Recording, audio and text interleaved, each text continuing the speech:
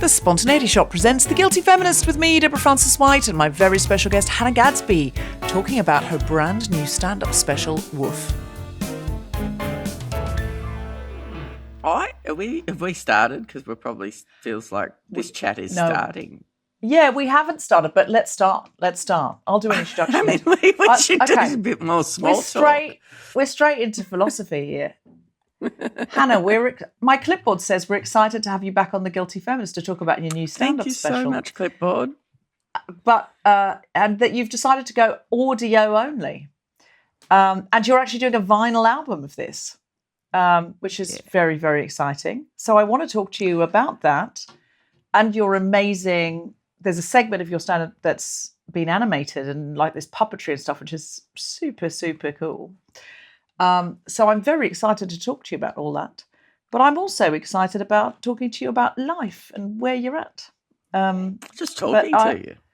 Yeah, that's what I'm enjoying. I'm enjoying that a lot. So now I've officially done an introduction now. That's lovely. Good enough. We can come in and do that and then do this.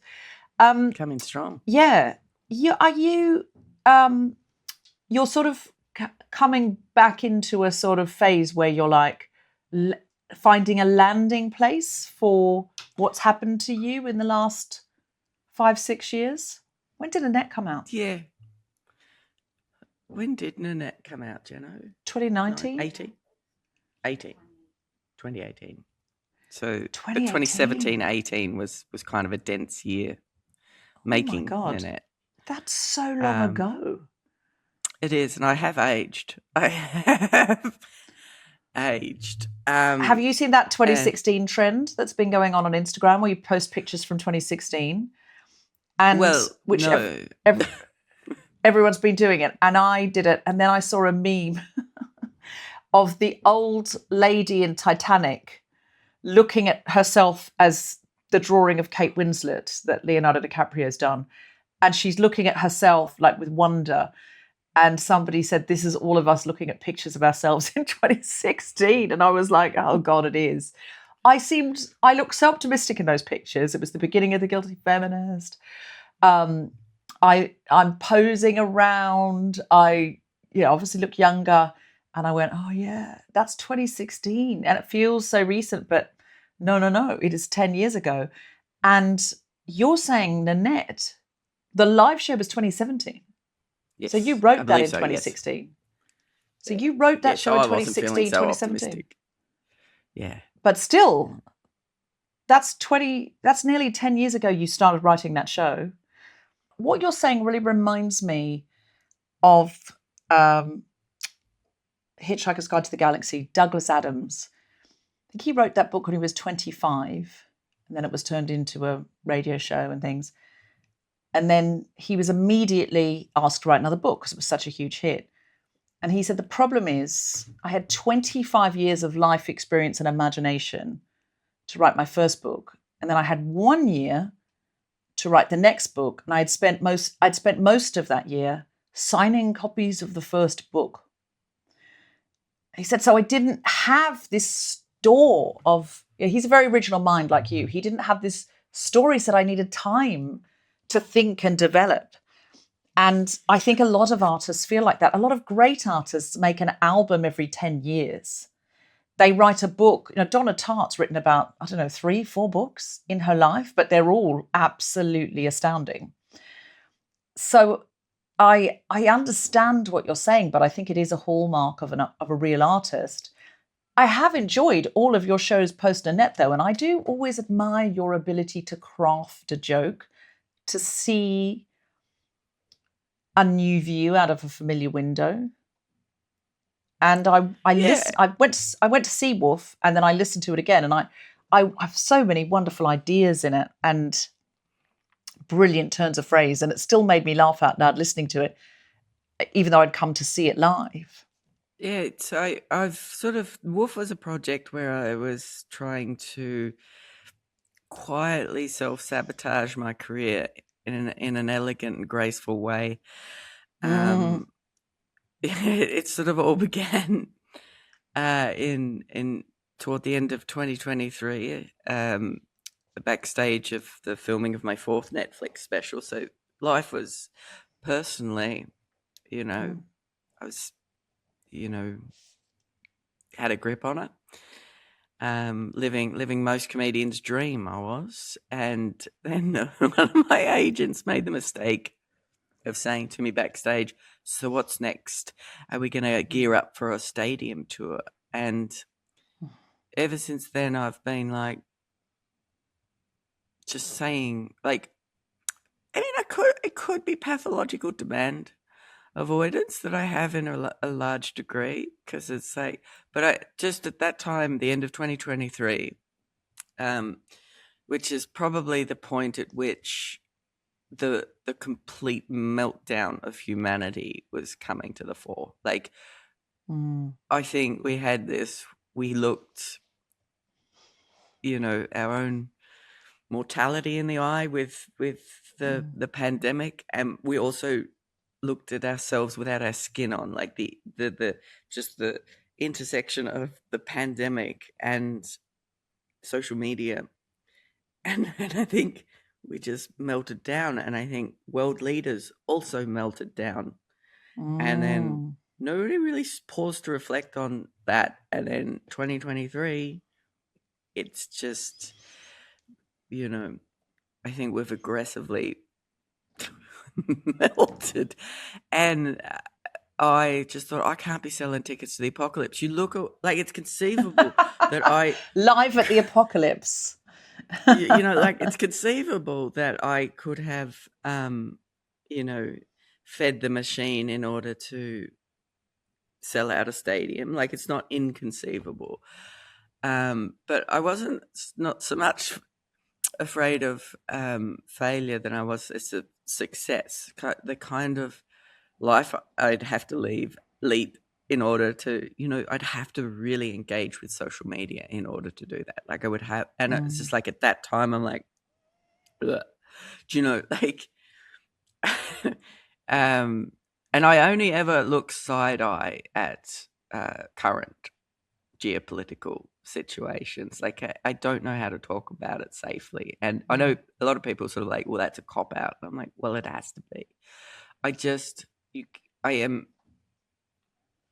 take a long time to understand what's going on. And sometimes I discover later that the way I'm thinking about a thing is not necessarily, it can be funny and it can be artistic, it can be clever, but as soon as you step outside of, my purview of, like, my art, it's just like I'm stepping into dangerous territory. And I'm just like, people look at me, I feel like I speak with authority. And, sometimes people don't know when I'm being serious or not. And sometimes I don't. That's part of my charm. But I can say, like, I think I have a bigger platform than my education and ability to wrap my head around contemporary events, fast moving and dangerous, events. And so I've sort of taken, like, I just have to take my time. I just have to really, I always think back to when my second Netflix special came out after Nanette. It was Douglas. And I had a billboard in Times Square. And Times Square was empty. And I think about that most days because it's really funny to me, because it's like, wow, first of all, isn't that the dream? And it's like, never been my dream, because I don't like dreaming about things that are probably most likely not going to happen unless I do a lot of work. And I'm quite avoidant when it comes to hard work. I end up working hard, but if I'm going to project hard, rise and grind makes me sleep all day. Do you know what I mean? Like, just the idea of it, like, I'm going to get up tomorrow, and I'm like, well, I just resist that. And just, anyway, so here I am.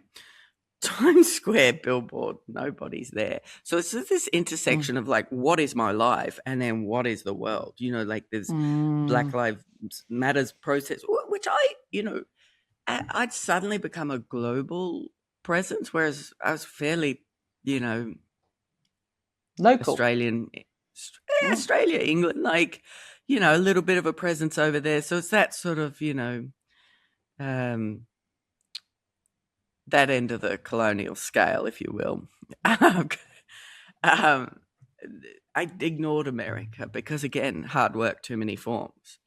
But all of a sudden, I have a global audience, and so then my mind melted because I'm like, I don't know how to talk to the world.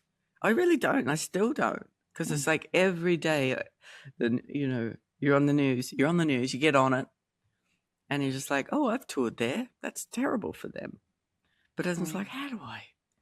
It's like I think it gets to the point where you're like, there are people who have sensible, interesting, and constructive things to say, and sometimes maybe the clowns need just to back down a little bit on their career. Like, I feel like striving right now is probably a pretty gross idea, career striving. Right.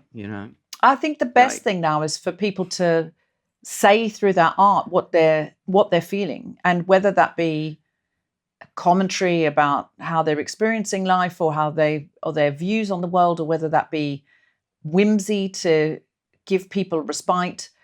I feel like it's through the work, but I don't really blame any artist for not engaging with social media beyond saying, this is where you can see me, because that may not be your platform. It may not be your conduit. It's like saying, and sometimes people will say, well, you've got a platform, you've got to use it. But that's kind of like saying, well, you could, you've got to, I can't write a song, or certainly not a good song. I'm not good at that. I can write lyrics, but I wouldn't be able to write the music. And I'm not going to be the best lyricist in the world. No one will come to me and say, if you haven't written a song about this social issue, you're letting everybody down. Social media is not really my best work. Like, I can make a little video saying, hey, this is happening, but it's not my best work. I'm best on a stage, on a podcast, in a dynamic situation. Just me talking to, some people are brilliant at it, and that's their best craft is in social media. They've come up on it. No one's asking me to do an interpretive dance about the geopolitical situation in the world. No one's asking me to write a poem, because that's not what they know me for. Also, I definitely do post on social media, but I'm not excellent at social media videos. And sometimes someone will say, you should be saying more about this on social media. And I'll be like, I use my podcast very specifically, and that's my platform. But you can't have a go at everyone for not using I don't think I'm my most powerful or effective. Also, I'm massively shadow banned on socials. And I sort of think, I see you that way. I see you do a very thoughtful. I'm saying I'm not great making videos on socials, and maybe I need to get better. Usually I share other people's stuff, but I don't see you either as being a social media person. I see you as someone who'll go, I've got a show, I'd love you to come. I'm not on it, but I'm not on it. Like, I'm not, I don't even have the apps on my phone. So what I'm actually finding is I don't know how people are talking to each other anymore. It's just like, I feel like I've aged myself out prematurely, which is I kind of, feel quaint. I still write with a pen, still write with a stick, Is that how you write your stand-up? Longhand? Yeah, longhand. Do you? Yes. Always. Wow. So quaint. Because I can't pretend I don't have hands. Which you say in your show, which you say in Woof. It's my constant refrain. Like, I just, the siphon between my brain and my work, has to come out like that. And neurologically, really there's something about pathways of the brain to the hand. To writing longhand lights up a different part of the brain than typing or thumbs, apparently. Yeah, so I sort of think we're in the middle of becoming a different species, and I'm not going to be in the future one, So it's like, I don't know what you want from me. Like, I'm, I think we're rewiring our brains, and I think we're going to start enjoying art that hasn't passed through, this skin sack full of chaos. I think, I think it's an interesting time, but I don't know who we're going to become and whether it's something I can be. I absolutely hear that. And I hear that. I feel a great fear of AI and how young people's brains are forming, and they're already putting brains under MRI machines of people who use ChatGPT versus people who don't. And there's a remarkable difference in what they look like under an MRI, which scares the fuck out of me. Can I ask given you've had 4 Netflix specials, is that correct? Mm-hmm. Can I ask what made you not make this into a Netflix, or in fact, even if you felt your time with Netflix was done, a special for another platform even?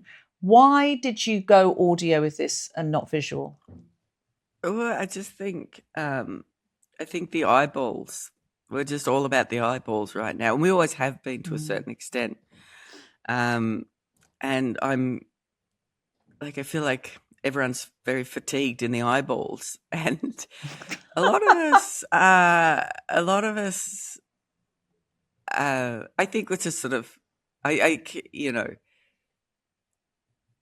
how do I answer this? Okay, there's just so many strands on why I chose audio only, and one of it is like I just feel too seen. Like I feel like before Nanette, and certainly before I started doing comedy, I was living in a much more dangerous space, which is not being seen at all, being completely invisible, which is a more dangerous place. But now I feel like I crossed over and it's like you can be too seen, and that's. And so, like, I felt like I'd lost touch. I was just touring all the time, and I'm someone who really, really needs routine. And, you know, I struggle to do function. Like, I become almost a dependent. You know, I can't do a lot of things. We can talk about that a bit later, but I just needed to take back control, and part of that was to, you know, just fuck with things a bit. Like I'm a fucker, like I'm a shit stirrer, and I wanted to shit stir in the safest way. Like it's not a time to go out there and go, oh, I'm going to stir some shit up, because the shit is well and truly stirred. And so I just wanted a victimless crime as I sort of saw myself out. So of do the you machine. mean because you make jokes about Taylor Swift and things like that, that if it was on a Netflix special, it would seem to be like a diss track, they call it in music, and you wanted to do it a bit more underground? Or no, like the reason I spoke about Taylor Swift is because I have very few things I can be sure of that I have any understanding of that anyone else. What else am I going to say? I could have talked about Giotto at length, but that's a really hard setup. Yeah, you know, it's a niche. It's a niche market. It's too niche. Anyway, so no. It's more like the expectation of like you're here, you want to go here, and I'm like, do I? And like I just like I'd started on this tour, which was also like was supposed to be the stadium tour, if you will, which is laughable now to think about, because it was my sliding doors moment. I just think back to that, like I should, you know, if I'd have got like, because I'm very much in a position to be able to capitalize, as they say, and get shinier, and you know, and I thought I can't do it. Like I'm not cut out for it. And so the victimless crime is if I'm sort of just not doing what is expected. Expected, right. You know, there's that expectation. That's such a good call. If that's what's in your soul, because if you do not listen to what is in your soul, to what your body and mind is, that your soul deep down, the instinct is telling you, it'll go shiny and stadium for a bit, and then either the audience will retreat because they'll sense it from you, it's not where you want to be, or you will collapse one or both of those things will happen. And I think the reason your audience has really stuck with you is you've been vulnerable, and then when you were happy, you said, I'm happy, and I don't have any trauma to share with you this time. You didn't kind of go, got to do another trauma show. What can I dig up? Well, I'm not in that place anymore. I'm engaged. I'm married. I'm having a good time. And then when you were feeling, these other things that you were questioning, you started to ask about that. Or, in this show, you talk about grief and the way you feel about the death of your father. And I feel like the reason your audience stick with you is that you are at heart honest with them, and you're not going, I just got to cash in on this before I retire. Like, I don't think everyone who's sort of operating at a shiny, a success level is necessarily being so cynical. I just think that they can operate at that. I just feel like I can't, like, in all honesty. Like, I remember once I spoke to my publicist, and I'm like, do I have to do the red carpet? And she's like, you have to. And that is, I'm getting nothing out of that. Like, it is an assault on my senses. Like, and I look special needs on a red carpet because I am. Like, and it's just like, I don't know whether I can, like, because it's like, I want to wear glasses. It's sunglasses, and I want to just not look at people, and I can't talk, and like all things that fall under the umbrella of my disability just come right out when I'm being yelled at, pushed in something I feel uncomfortable, flashing cameras, and hovering over it all is this specter of like, I've got to hold it together. I am a brand ambassador, and I am the brand, because that doesn't actually make sense to me. So then I've got this added level of like, I'm doing something that doesn't make sense. And then I say things that I shouldn't say. And then it's like, like it's just an awful environment, and it's a zoo, but I can't put that. It can't undo it. That's the reality of what I am. Like, I'm always like, fame is a stink, and I've got it. Like, I can I can put it to bed as much as I want, but you do something later on and you're not quite in control of, anything, then it all just ripples through, right? The little, and then it's like, and I am well hated by people in very powerful positions. They just need reminding. So I just need to be on steadier soil. I need to understand what my daily life is. And that means a withdrawal from touring for the time being until I can get on the other side of this burnout and grapple. So it does mean that I'm like, I need to understand how to make a living at home. Touring is how I sort of, steadied the ship and got financial security, which is, a big win. Huge win for someone who'd lived the life I had. Like, but I just needed to stop and recalibrate. And this is how I've decided to do it. It is through like, by tinkering with a show and doing what's not expected. I wanted to say, can I be incredibly ambitious with a piece of work in a way that is almost like flies in the face of the algorithm? So I took everything that is what the algorithm says, this show should be, this is what a good, successful stand-up comedy show is. It's 4 or 5 camera angles there, a lot of editing to give a bit of dynamics, certain shots, you can play around with that, but only to a certain degree. Few audience reaction shots in an occasion like venue, like make a sense of occasion. And I'm like, what if I don't do any of that? What if there's no cameras at all? Like, I really just sort of like, what's the opposite of the algorithm is how, like, and it's like eyeballs. You want eyeballs. Well, how about if I don't want eyeballs? And then and then with the PR of it all, you drop a special, so to speak, then you get on this other piece of machinery. And I'm like, well, I don't want to get on that. How about if I take the chunk of change that I would normally invest in publicity. And I then, instead of doing a junket, which is another kind of hostage situation I'm not great at. And then I thought, I'll make a piece of art. So I made a 20-minute short film with a sock puppet. I made a lot of homemade stuff in that. And I wanted to get this aesthetic of like, you know, everyone's saying like, oh, no one's taking risks. No one is doing anything different. I'm like, I'm going to do that. And you'll see why no one's doing that. Because it doesn't work.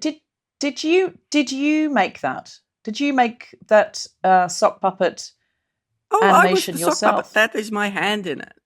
Oh wow! I assumed you'd commissioned an artist, or I don't have hands. I can't. You pretend have I don't hands. I have hands. You have hands. You have hands. Yeah, I made a lot of the props as well. I made the Taylor Swift album covers. Fantastic! It's really good. I think that's going to do better than you think online. I think if you put clips of that on Instagram or get somebody else who has Instagram to do it, I think that's going to do really well. The key to what this project was for me was to do something that delights me. And I was in a very bad way when I was touring the show. I was heading towards significant burnout, and traveling is really bad for that. Like, as you know, in the show, it's like it began with a panic attack. And I remember speaking to my manager later on. I was like, I'm really struggling. I'm really struggling.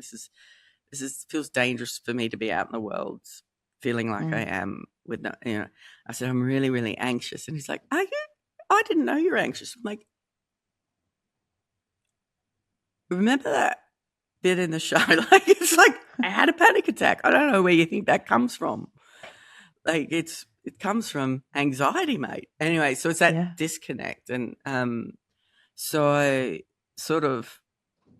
wanted to make sure I got out of that. And the way that I get out of stuff is like, I can't stop working because I love a tinker. That's tinkering with it. And so that's what this became. And I had to put it down for a while. That's why it's like, it's very long in the tooth. It's a show, it's a show about 2023 that I toured in 2024. Then I sort of edited in 2025 and now I'm releasing in 2026. This is not the pace that our pop culture is supposed to move at. Like, this is glacial and we know they're melting. So it's not how you're supposed to do stuff. But I do, like, I'm quite delighted that the material is dated because it isn't as well. We're just living in a contextless time, like time is melting in front of our eyes. So what I just wanted to, find a new way of working that maybe keeps me at home more. And I feel like the animation route is where I really enjoyed it. I am a very visual thinker. It shows a chaos in my mind that probably doesn't exist by the time I get on stage and I've crafted my words. And it feels like, this person has a very, very neat, ordered brain. And I'm like, I found success pretending to be normal, right? And that's being in this position of success and fame. When they say fake it till you make it, I just didn't make it. So I have to stop. And I'm like, I'm a weird little cat and I'm going to do weird little things. And that's how I'm going to survive. And I feel like I'll be able to participate better as a human if I have stability and routine. And that necessarily means I spend most of my time at home. Like, I have, Jeno and I call it threshold anxiety. And I don't know if anyone else has it because we really did make up the term. But what's threshold mean? Threshold. Oh, threshold. And I remember I lived with you for a while. Like I struggled to leave, and You know, I like once I'm out, I struggle to return home, and that's gotten me into trouble in my life. So it's like, it's just moving into different spaces, and this is an aspect of my autism. I've found out later in life, and it's just like it's what we call a medium frequency problem. You know, what does this other room look like? And I'm really good in very, very, very high stress, important situations, and very, very low stress. So one's sort of like, you know, like breaking your leg alone in the wilderness, fine. Asleep, fine. Everything in the middle, not fine. So I found myself, and I found this in terms of being on social media as well, but fame has turned my life into a small town, and I escaped a small town for good reason. Small towns aren't safe for people like me, and so I just found myself, I couldn't leave the hotel rooms that when I was on tour. I was stuck in my life became so isolated, but I was too stressed and tired to be able to make human connections. The thought of like breaking, not just leaving a room, but leaving the space I'm in. So interacting with people on the phone, I don't call people, I can't text, I can't maintain really important human connections. And because I'm just, extremely anxious about transition and threshold crossing. So it's like I'm trapped in hotel rooms, and I'm not on social media. I don't scroll. I did it for mental health. I just followed good mental health advice and got off social media. But now it's like, I can't get back in.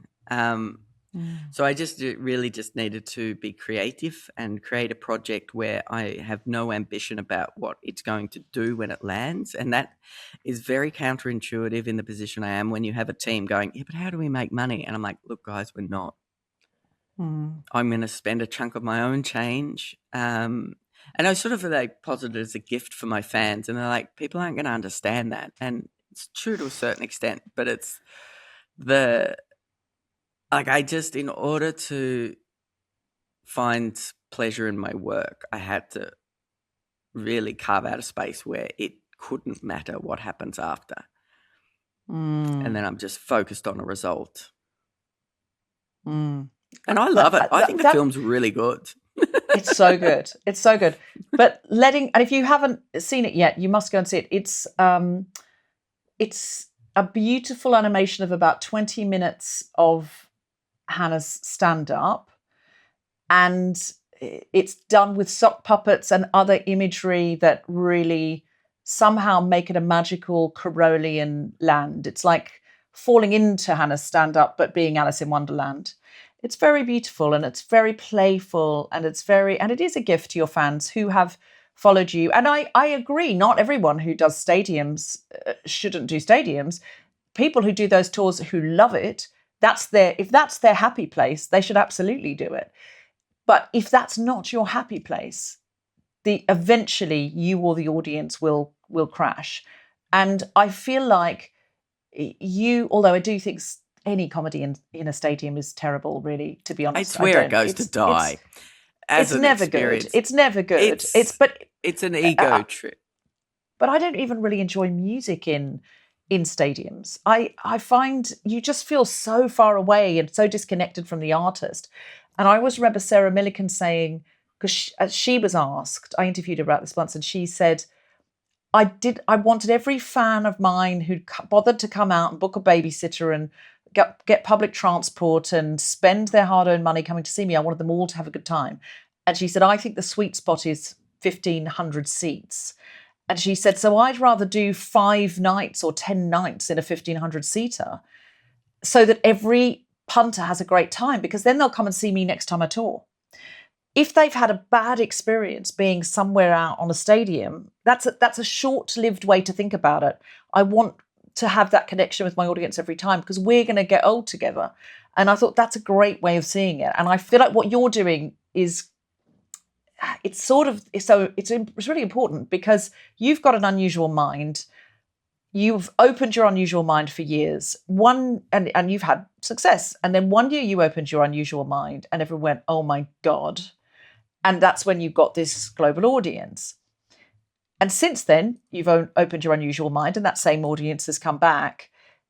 This year, what you've done is you've opened it and said, this isn't the thing that you're meant to see. This isn't the medium that I'm meant to present this in, because my unusual mind has wanted to take a step back and do something even more unusual than usual.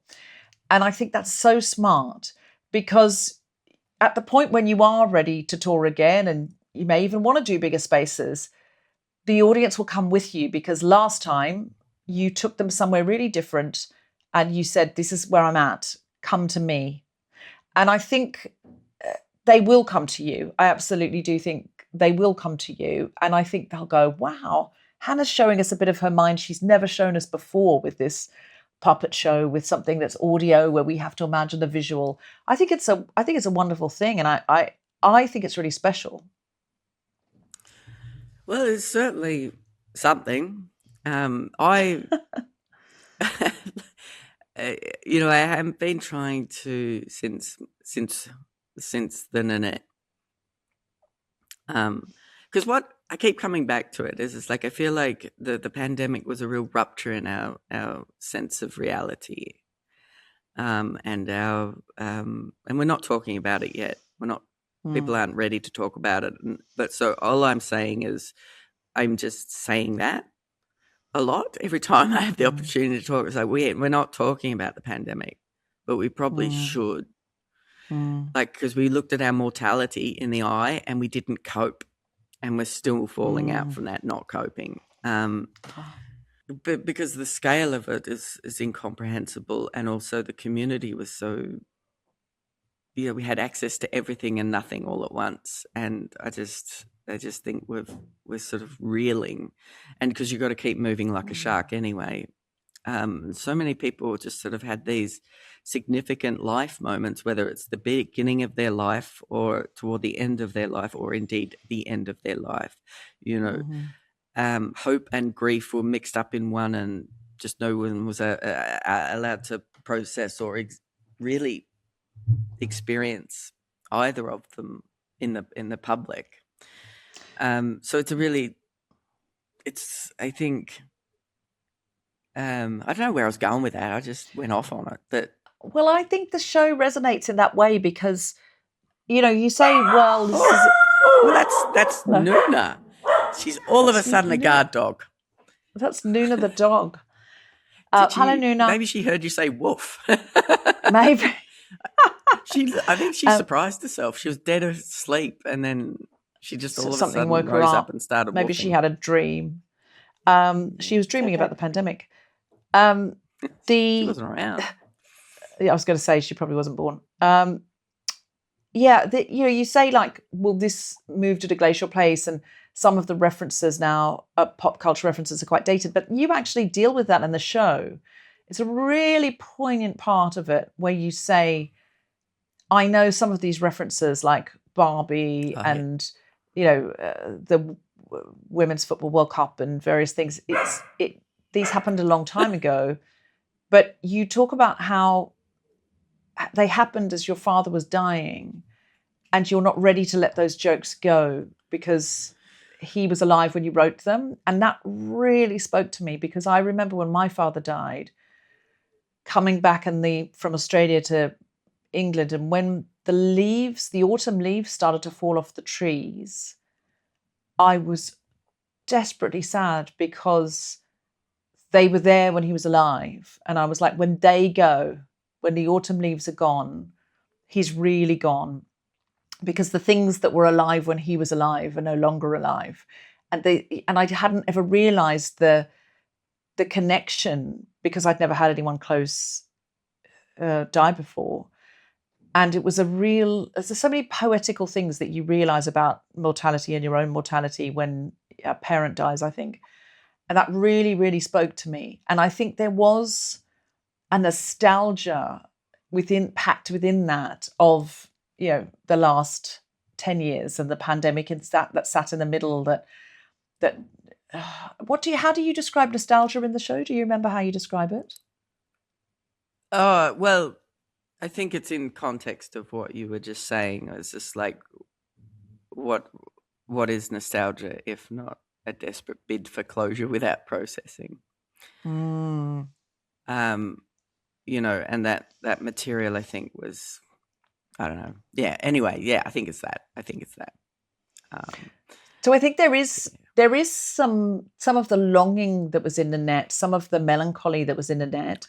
Obviously not in the dramatic way that Nanette presented it, but there is, for Nanette fans, I think in this show there is a nostalgia, there is a melancholy, and a lot of joy, a lot of funny stuff about Wales. I wrote the show as very much,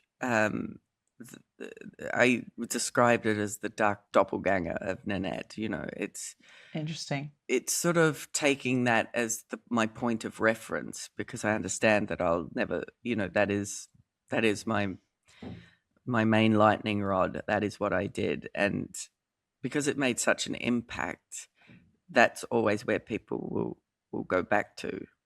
And that's fine. It's a good piece of work to.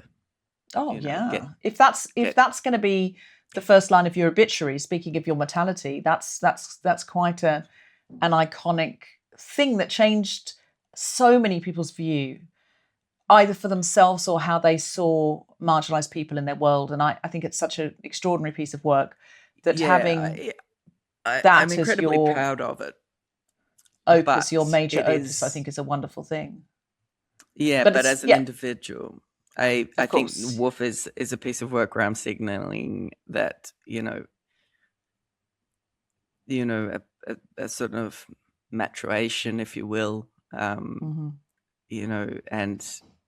sort of, it's very difficult to sort of be more open and less open at the same time, finding that, finding self-protection when you do the kind of work that I do, which is autobiographical, which has a long history, and it's sort of probably, lives outside of the stand-up comedy tradition and more into that sort of,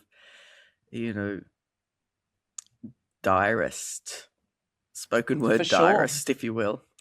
For sure. There's a lot of very funny jokes in this, and the darkest joke I think I've ever heard. The darkest joke I've ever heard in a stand-up hour. Really? Which is, and it blew me away that you were talked about grieving for your father, and you talked about how autistic people grieve, and you say you can get it wrong, you can grieve wrongly as an autistic person, and then you say, because I've seen it happen. I saw it happen in the 80s. That dingo did steal that lady's baby. And it's such a dark joke because there, as you note that some young people may not know that reference, but it had never occurred to me before that, of course, what we were watching was Lindy Chamberlain. Her baby was taken by a dingo on a camping trip at Uluru, and people, the public set against her because she didn't look like what a grieving mother looked like in their eyes. And I thought, oh my God, it's never occurred to me that she may be neuroatypical. And then I went, oh my God, yes, of course, that's what she was judged for, which is not performing grief correctly, which of course did not mean that she was not grieving. And of course, it came out that the dingo had taken a baby, and she was pregnant in prison. She was pregnant with another baby, and the baby was taken from her in the prison and fostered out. I mean, can you imagine terrible things? Lindy Chamberlain is incredible. She's an incredible person. I don't know if you know this about her, but she works with the Australian Federal Police now at and often they go to the National Museum, I think, where a lot of the matinee jacket and the oh my God, got some physical paraphernalia from that, and she gives talks about how wrong it can go. I find it like, what a resilient lady. Where she's I mean, that is like absolutely that is extraordinary. a constructive. Like, I feel like she's just done the most constructive thing that she could think. Like, I think, like, and it was, she knows. It's just awful, though, when something like that defines your life, like a grieving mother whose baby was taken in the most dreadful way, and then you get punished for it. I mean, it just must have been just such a life-defining thing. But the way that you say it, the joke is clearly not on Lindy Chamberlain. The joke is on the performance that autistic people need to make to convince other people that they have deep and authentic emotions, and that really struck me. That was like an iconic, very, very dark joke. It's a very dark joke. Oh, because I haven't cried. The only closest I came to crying after Dad died is having laser eye surgery, and they were just weeping. There's a joke in the show that's visual. And I find that's funny to me, that there's a joke on this audio only album that works so well in the room because it's a visual joke where I talk about I haven't changed. And if you think that I haven't changed, like I have changed, and you probably argue you talk about fame changing you, and then the example and is if you don't think I've changed, then look at that. And I just poke because because you're wearing glasses without glass in them, just frames. Yeah, because I've missed them on my face. But what was I saying about the... Oh, yeah. And also, I remember your brand. That's what your face looks like to the public. I remember, yeah. So I've taken... Anyway, anytime anyone has an expectation of me, I feel like... I think part of it is when you grow up in a small town and people form such strong and permanent ideas of you before you've even had a chance to self-discover, like you're just molded by these expectations, and it's very difficult to sort of grow in ways that defy that in a small town. And I feel like I felt that with Fame. It's like Fame has made my life into a small town. And so I find myself at every opportunity, someone goes, oh, you're this. And I'm like, am I? Do I wear glasses? The irony is now I need reading glasses, so I'm going to have to get lenses put back in. Brilliant. I had like 2 years of looking young, except I was tired. Anyway, you can get, so what I've got is I only need reading glasses, but these are very focal, so I don't have to take them off. So I can just look up and down, because we're on screens so much. I don't have to take on, off. And also, they're a bit kind of face armory for me if I'm if I'm being filmed or recorded. But I really want to do this. I think this is the role I was born to play. Well, listeners, if you are just listening, Hannah has put her glasses on the end of her nose and she's looking over them. And I think that is a great look. It's a bit of a sexy librarian look, if I'm honest. It looks like you're going to tell me to shush in a library, which that would be hot. Exactly. Exactly that. So, yes, the my grief worked its way out in different, not in tear-heavy ways. And I was aware of that. I'm about to do some sort of show here, like something on the ABC, and I just watched a few back episodes to see what's expected of me. And everyone's fucking crying. Oh, no. And I think I'll have to just go on, and at the start it was like, I'm not going to cry. I'm not going to cry. And then Jenny said, but what if you do? I said, well, that's their meal ticket. Imagine that for a little grab. Yeah, I'm not going to cry. You say you're not going to, and then you're weeping like a baby. Is it who do you think you are, or something like that? Oh God, no! I couldn't do that. I already. You don't want to know. You don't want to know who you are. You don't want to know your ancestry.com. My dad did our family tree. I know who. Okay. We're you know criminals, who you are. whalers, poor people. My poor colonialist did a lot of damage. Had no autonomy.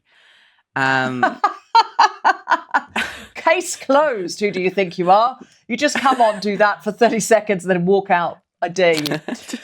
just flotsam and jetsam, like a lot of damage, had no autonomy.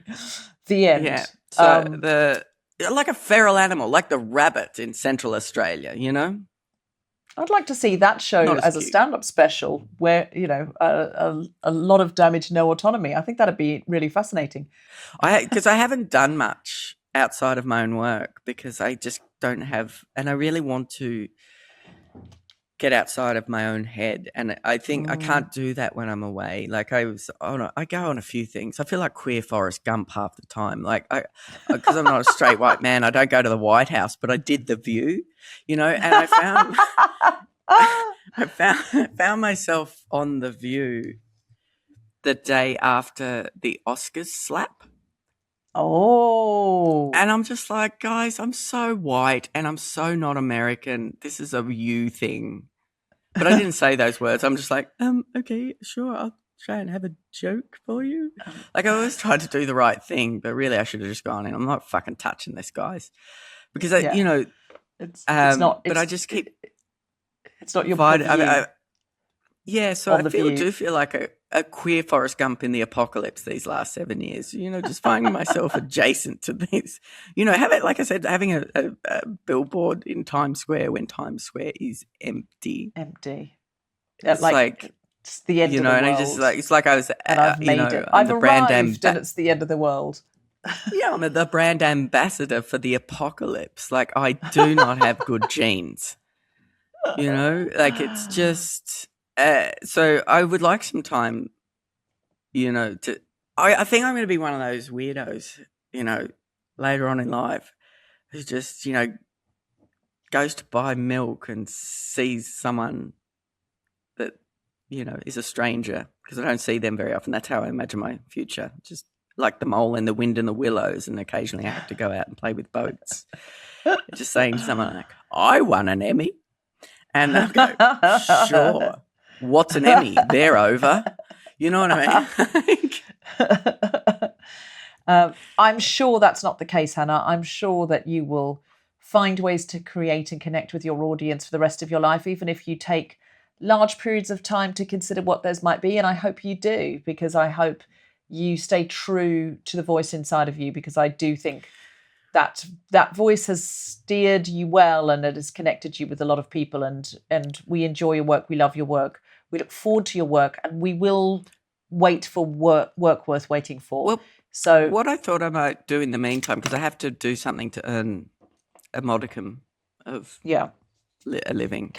Cashola. You know, yes, just to keep things ticking along without being ambitious. I thought I might start a sleepy time podcast. Oh, just something you can put on and not engage with, because you just have to keep putting stuff out, you know, and I don't want to like burn original thought. Yeah. Because people, I feel like I've got a good voice for people who like me to fall asleep. People who hate me won't fall asleep to my voice. Send them into a white hot rage. I don't think any of them are using I don't think they sleep. I think. No, I think if you put out a what's it called? A Milo podcast. I just forgot the drink of my childhood. You know, in Australia, there's Milo. Yes, the I do know that. Drink. I thought you were talking about a right-wing provocateur from 2016. No. I'm like, that is a flashback. No, not him. No, not him. No, like So, listeners, if you're not from Australia, there's a chocolate oval, it's sort of like a chocolate drink it's chocolate adjacent. It's mostly like sugar. cocoa. You put it in your milk. Yeah. Sometimes it doesn't dissolve, and it's delicious, but it isn't a sophisticated drink. It isn't probably very good, but it tastes like nostalgia, and that's all we want now. It does. All we want is, what's nostalgia? It's what is it? Something without closure. It's a desperate bid for closure without processing. That's right, a desperate bid for closure without processing, and that's what the taste of Milo is. Because when we were kids, our mothers would give it to us like a milky, chocolatey, malted drink, maybe.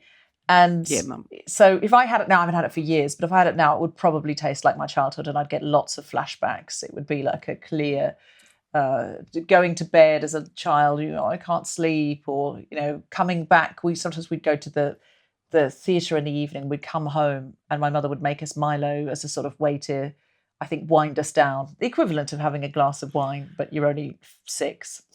Well, so for my mind, Milo only Yeah, sees the frustration of trying to dissolve Milo in cold milk, because cold can't milk. be bothered. No, Yeah, because hot milk. heating Always milk hot milk. Boo. I don't remember having a cold Milo. I'm going to read Proust. But anyway, that I'm gonna read podcast Proust. would be great. You're going to read Proust? I'm reading Proust. Yeah, because it'll never end. With annotations. Nice. Because I feel Maybe like that's Proust, how I'll read Proust, by listening to you read me to sleep. You're more than welcome. It will take a while.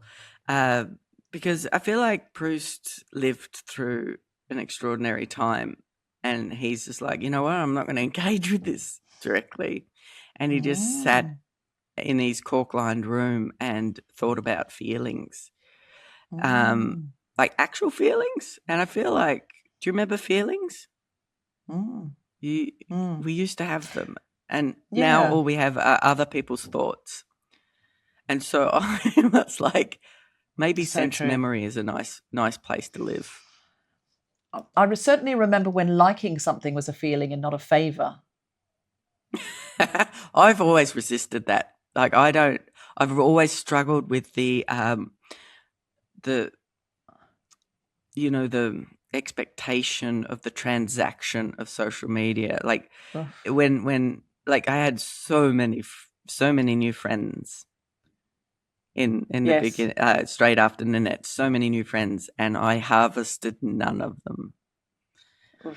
It's the whole thing is dystopian, and I think you being in Melbourne, crafting away with puppets and jokes, and I'd love to see you write a play, and just sort of some gently crafted beauty, and letting yourself fill up again, I think is what the world needs.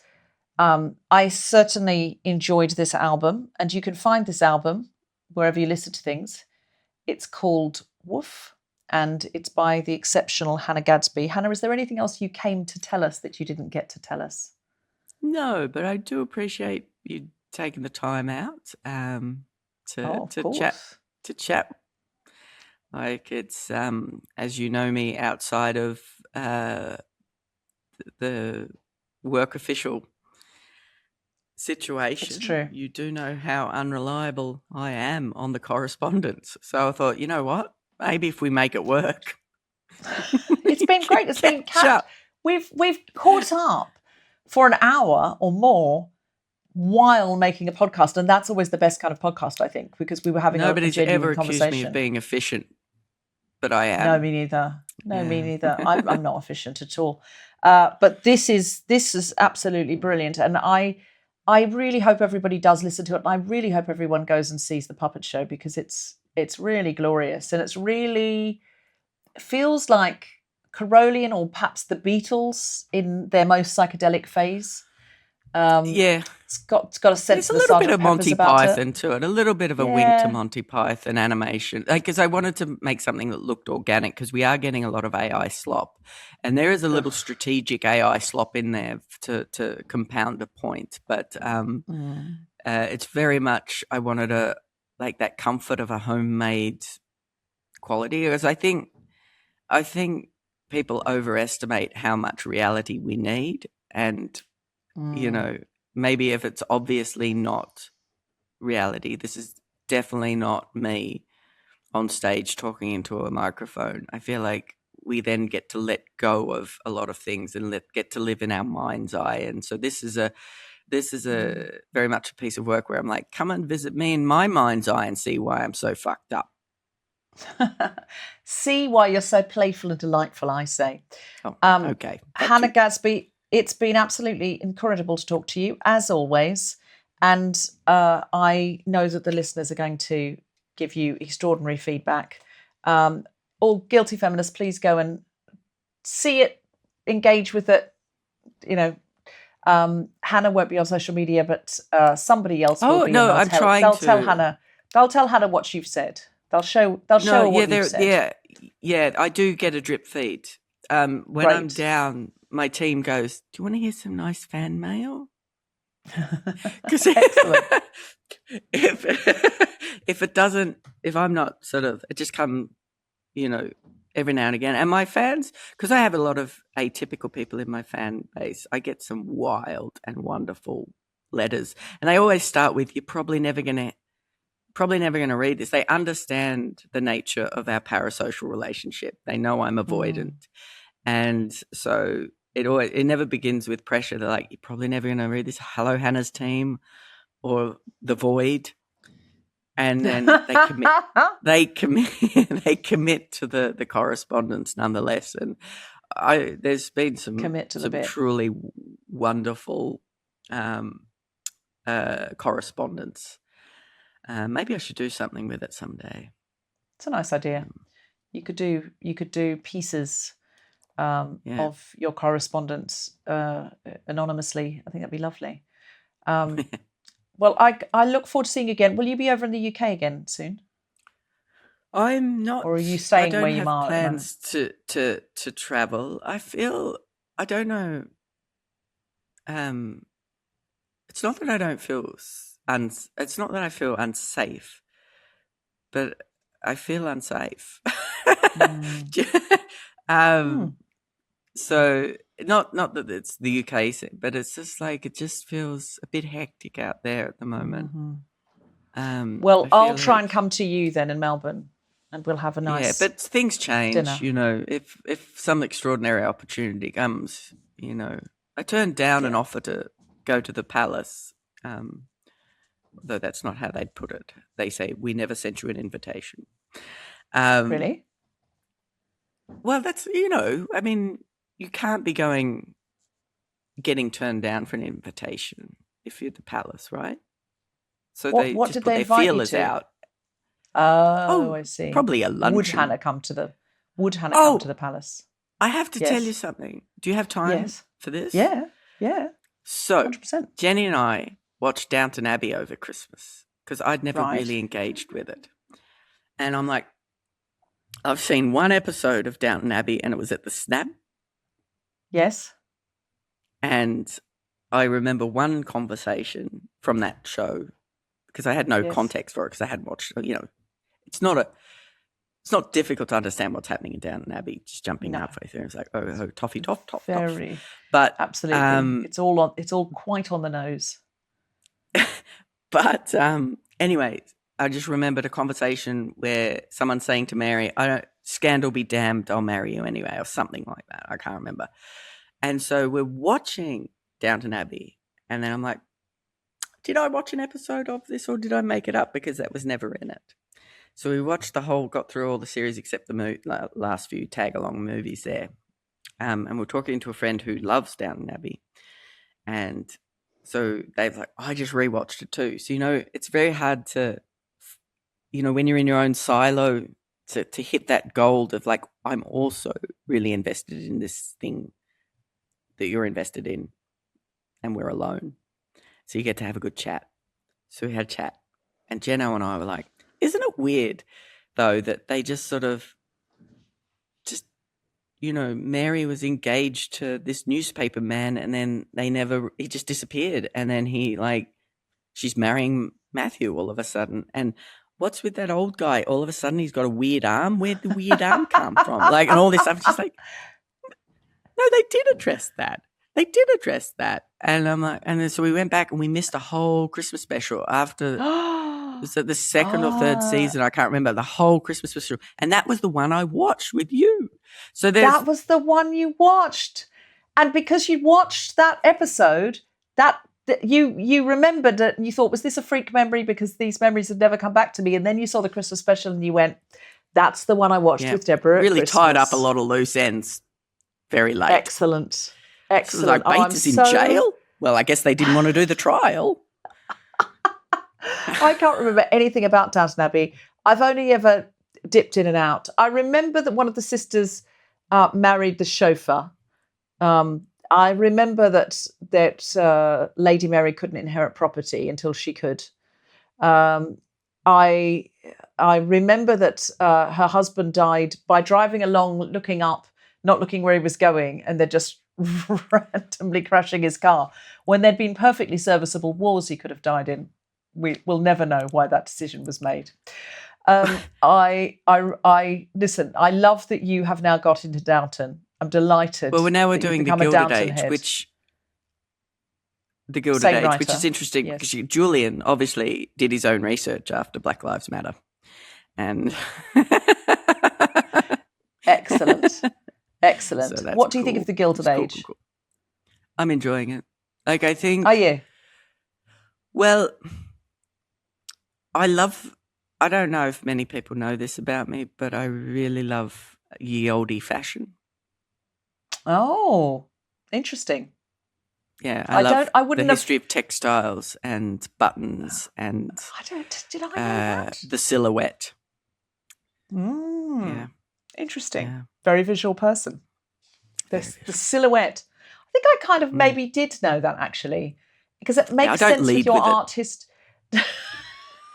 But it makes sense with your art history background. Yeah. Yeah. And also you're an enthusiastic lesbian. Who doesn't love a silhouette? Yeah, right. No one's ever enthusiastic, but thank you. Are you an enthusiastic lesbian? You're more of an understated lesbian, really. Yeah. But listen, sometimes we enjoy an understated silhouette. Sometimes.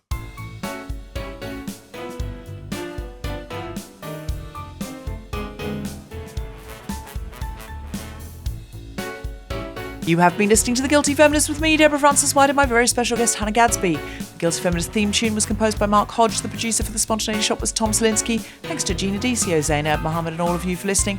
For more information about this and other episodes, visit guiltyfeminist.com.